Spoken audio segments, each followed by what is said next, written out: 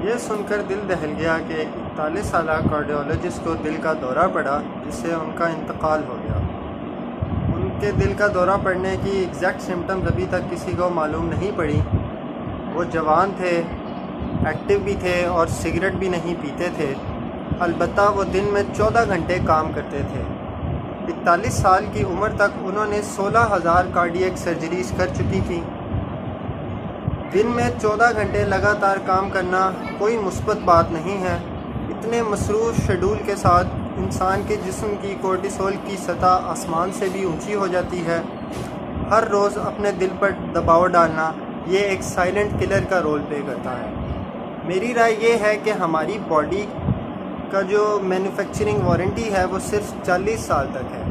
اگلے 40 سال اس بات پر مبنی ہیں کہ آپ نے پہلے 40 سالوں میں اپنے جسم کا کتنا اچھا خیال رکھا۔